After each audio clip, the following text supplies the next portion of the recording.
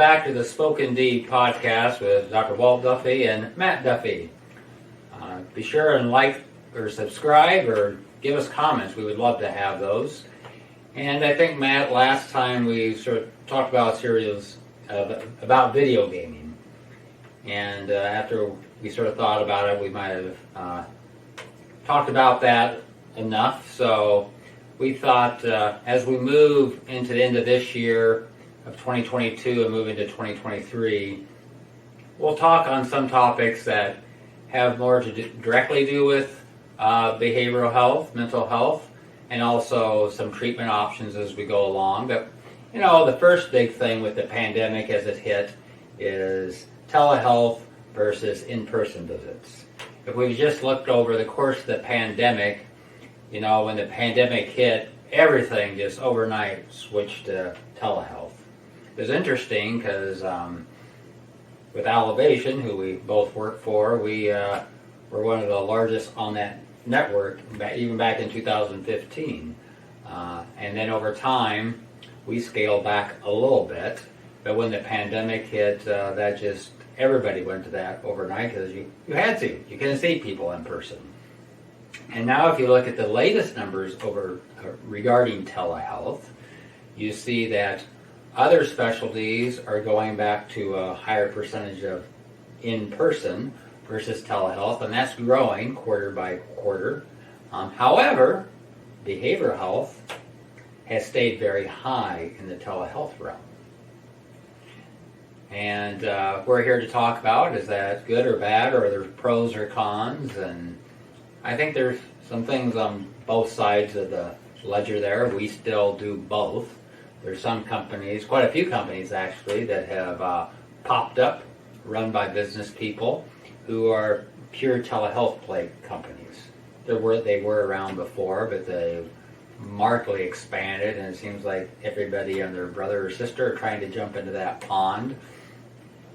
And then you have various things written, well, telehealth for behavioral health might be just as good as in person. I have my own thoughts about that. You probably do too. But I think that are good things to talk about. And both for, as clinicians and also as people seeking health across those different platforms. What could be the differences? So maybe you have some thoughts. Yeah, I think to just get it out there to start with, we're not advocating for or against one or the other. Right, we have our thoughts on maybe which one is better or more beneficial, but we're not saying either one should be done away with. No, I think we truly believe, Ashley, in that it's fantastic that both options are available. It really comes down to how much of one should be done versus the other. Is one always better than the other one? Equal?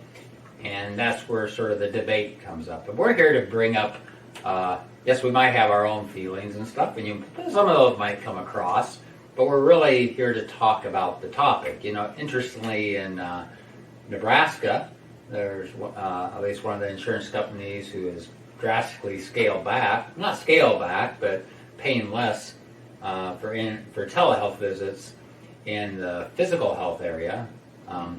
Behavioral health has parity in Nebraska, so that saves behavioral health on that realm.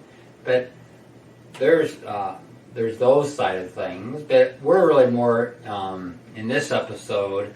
We'd like to talk about care delivery, the broadness of care, the options, what's good for different people, different diagnoses, different severity of conditions. I think those things are some of the things that are taken into consideration. And there's also, maybe from the clinicians and a business standpoint, sometimes it's just easier for folks to run a pure telehealth play for various reasons. But it's really getting into more of, what's best for the patient. Yeah, so what's best for the patient, right? I think generally what's best for the patient is what is going to lead to the best outcomes, right? So if everyone can agree that what we're trying to do for patients on an individual basis is going to be what's best in their care. That's why it's so hard to put a blanket statement on XYZ's best, because individual care varies patient to patient, right? I'm just bringing this up for our help because we have to talk about this in another episode. Is outcomes. What you said? What is best for outcomes? That is a broad. Oh yeah. What does outcomes mean? If you want to get us started on outcomes, So let's save that for another episode. But folks, that is a whole other way of thinking. So telehealth specific, right? Let's start with what most people don't understand. Okay. All right. So, as a non-provider, right, more of a patient, if I look at mental health, I go, okay, well, I talk to my provider, they look at me in the face. Video screen versus in-person, care doesn't change. Why do I have to come in person? And I would venture to say that the majority of people don't think that there's a difference in how they're being evaluated, what can be evaluated, how their treatment plans may change, because they think the exact same thing happens virtual or in person. So, being a provider, is it the exact same experience, exact same information you're getting, regardless of in-person versus virtual? Well, let's just take the telehealth setup. Usually, I mean, not all the time. I mean, the nice thing is, people for the most part are very comfortable with the smartphone technology, right? Mm-hmm. And a lot of the telehealth visits actually happen over people on their side using smartphones. Some of the folks are at laptops, iPads, those types of things. But a lot of them are using sort of their smartphone. Going through HIPAA compliant software, right? Yeah, that's a whole. We've plugged that in, so there's no misunderstanding. But yes, they run it on their smartphones or laptops. When you are doing it correctly as a business, you're using HIPAA compliant software. Mm-hmm. So we want to get into that type of thing. We can do another episode. So you have that. So do you believe? So we're talking about. We're focused on behavioral health specifically now. So if you are going to be doing a patient appointment with me over telehealth, I'm sitting over here, and most likely I have a screen in front of me because I have to do typing and you're talking to something, and I have to look at multiple screens, your information. So where is your camera pointed with you being the patient? What am I able to see over the camera? At best, probably I want the full facial structure, right? I mean, may just get up my nostrils depending on the angle, but ideally it'd be a front-facing, looking directly on you, but probably shoulders up is most. So what I would ask people, just as you watch this video, because this video is different than telehealth. Ours is far enough back that you're getting more of a full body picture. So as you're talking to me, what am I able to see besides your nostrils, your face, your smile, whether it's sad, what your eyes are doing, what your forehead's doing? So what other information am I able to gather just by really not even asking you questions, but just gather in my sensory database as we go through this? Yeah. Well, you get the nonverbal communication, which people say is 90% of communication sometimes, right? I get some nonverbal if I just see your face. So you get my hands, you get my legs, am I twitching? Am I shaking my leg? Am I clenching my fist? Am I constantly scratching a certain area? Am I shifting in my chair? So over telehealth, I get at most 20% of your body structure. And all of a sudden, in person, I not only get 100% of your body structure, but often I get you getting up and down out of a chair. I see you moving. Yeah, walking to the room. So a variety of things. I also get to see, what interests you about the room. I get to see what you're looking at. When you're looking past the screen over a telehealth, I don't get to see necessarily what you're looking at. Yeah. And in fact, I don't even get to see what documents you're working on your screen Right. as I'm talking to you. Playing the video game while, Yeah. while we're talking. So I get a lot more information in that perspective, and also that type of information will often lead me to asking some additional questions. But if I'm coming for depression, Mm-hmm. I'm telling you, yeah, I'm still down, I'm not motivated. Me shaking my leg has nothing to do with me being depressed. Why do you need to see it? Yeah, so Right. to you, just coming in, Yeah. it doesn't, right? This is where I think there's a gap, right? We assume mental health, it's all up here. Why do I need to see the rest of the body or the patient's movements or interactions or all that? So we've talked about this in previous episodes, so this is pretty interesting. At least to me, it's pretty interesting. Is tell me about public persona versus private persona. You know, when somebody's going out in public to present themselves to others, like at work, versus how you feel if you're depressed inside. So what do you try to do when you go to work or go around other people? Well, I mean, we know this from the pandemic, right? I quit wearing pants. If I have a video conference meeting, I just got to put on a nice shirt. No one needs to see me from the waist down. So how I put myself together, right? How I groom myself, personal hygiene, all that comes into play of leaving the house versus just staying home, right? Okay, so if you're in your house and you're not seeing anybody, Yeah. you might not be taking care of yourself too well. Yeah, But now you not have brushed my teeth that day. Now you have an appointment to come in and see a provider. Mm-hmm. You have to come all the way in. Let's get you to telehealth. Yeah. What are you going to do to get ready for telehealth?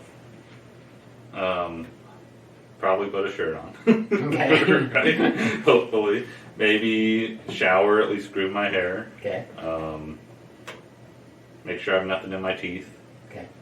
And make sure I'm sitting at a location in my house that I'm okay with you seeing. Okay. So, and we're not here to overgeneralize or to hit on TV folks or anything like that, but you're going to get TV ready. Yeah. You're going to dress, you might have your underwear, just your shorts on and pajamas on and flip-flops on, which a lot of remote workers do that too, right? But you get yourself enough ready that you can present to me. Mm-hmm. And the other part about, so the public versus the private persona, what I was getting at, if somebody's very depressed, but they're still trying to work, still be around other folks, to the majority of people, they don't want to show that depression. Mm-hmm. I mean, how often do we read about folks who have committed suicide and the people going, oh my gosh. Yesterday they were just at a Or I party. might see them this morning, right?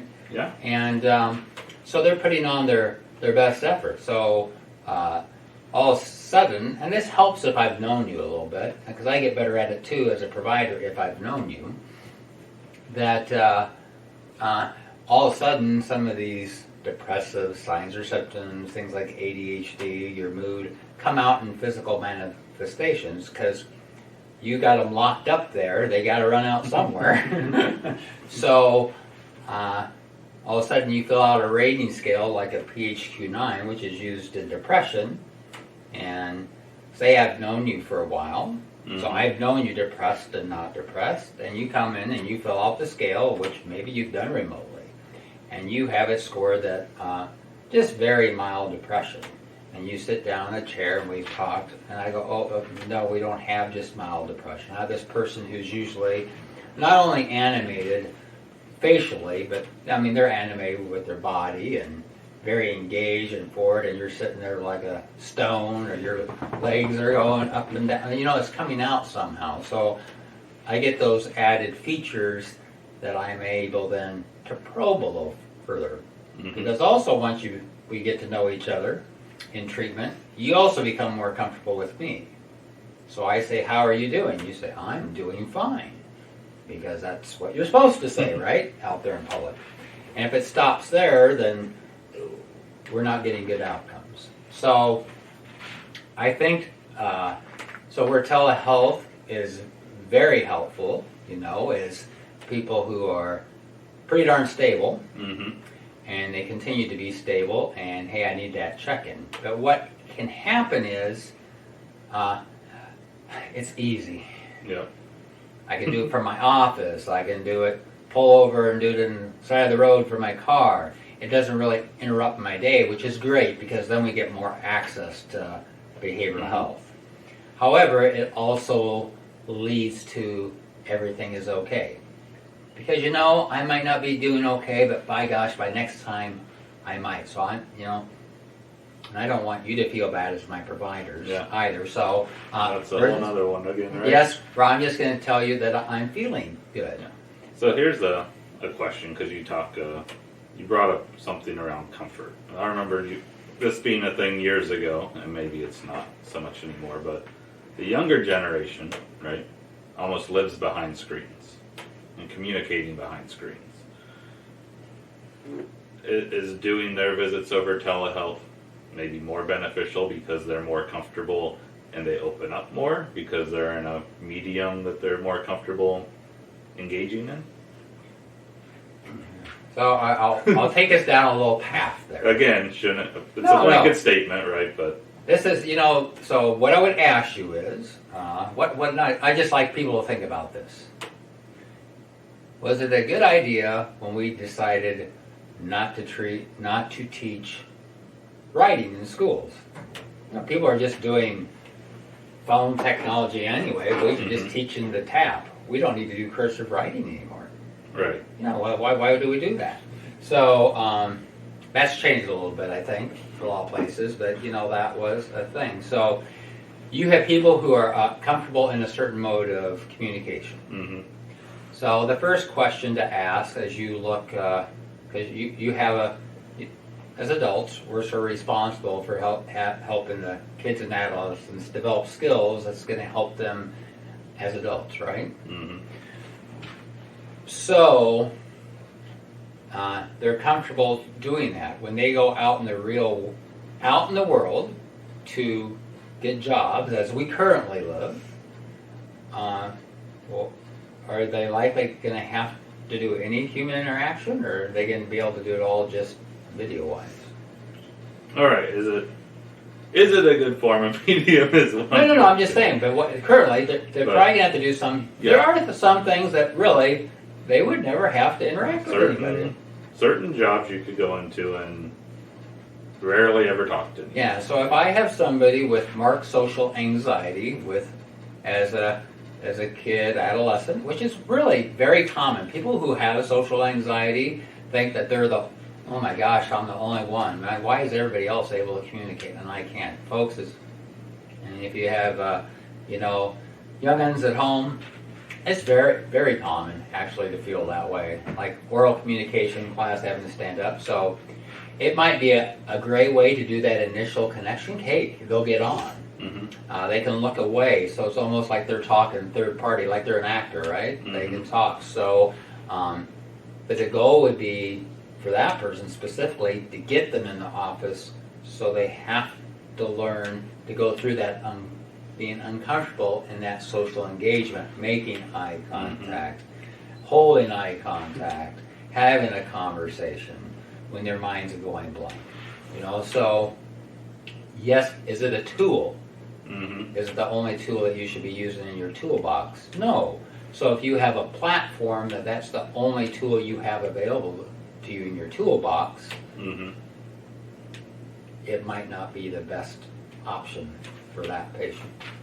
So last point that I'm interested to get your thoughts on for this episode is the other thing I think maybe we, even as providers and the provider team don't think about, is when you're on telehealth, your interaction with the patient is truly limited to the time you're talking to them, right?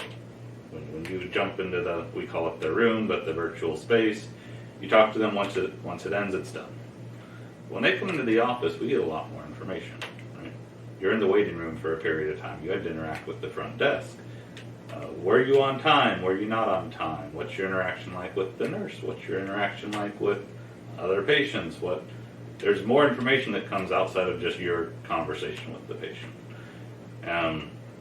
How often does information you get of them just being in the office but not necessarily with you, does that impact your decision making or thoughts of care planning or anything outside of, because you're missing that information if it's just Right. a virtual, right? Yeah, so I would liken it to a family, correct? If if I'm bringing a patient's coming in to give me information about themselves, they have personally, you're able to give me limited information about yourself. I mean, often that's what we go by. Mm-hmm. But if I ask your partner, your spouse, your mom, your dad, what is their perspective, they're going to have either a slightly different take. It could be a markedly different take depending on your insight, and we can always talk about insight also. But so all those nuggets of information, sometimes they make no difference because really it's so consistent. The person's so consistent across the thing. But oftentimes they do add a significant flavor to what's going on with you and how we can help you, and maybe some of the treatment options. And also, you come back, with either your best face on or you're not. You might have been, you might have been out there over in the corner all by yourself, avoiding everybody, trying to keep noise levels down. So it gives us a lot more information. Mm-hmm. So do we have cameras in the waiting room? No, that's the point of it. It's just that we're only as good as the information we get, right? Mm-hmm. It's not like when I was in the military, living on base, and I had one of the other military members living up the hill from me, and I remember this one day he came down. He says, I just, sometimes I sit out on my porch. I go, well, that's good. He says, I just have to ask you this question. Do you sit there and analyze me when you see me? I said, oh, really? You think that's what I have time? One, outside the job, I want to do that, or so it's just sort of interesting, right? Mm-hmm. So, but how you are across various specters of your life is very, very important in the behavioral health. What we're doing with diagnosing, treating, because we're especially some say somebody has bipolar. People don't tend to come in when they are super happy, manic, hypomanic. I mean, they're feeling on top of this. Other people might be sort of upset with them, but they're very happy.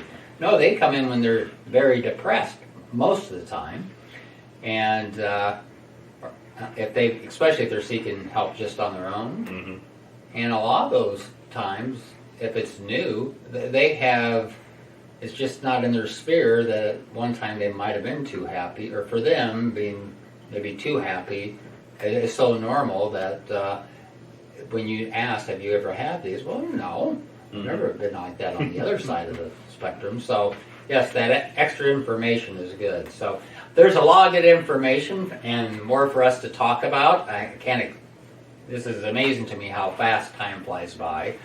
But thank you for tuning in. And again, like, subscribe, add comments, and we'll see you next time on the Spoken D podcast.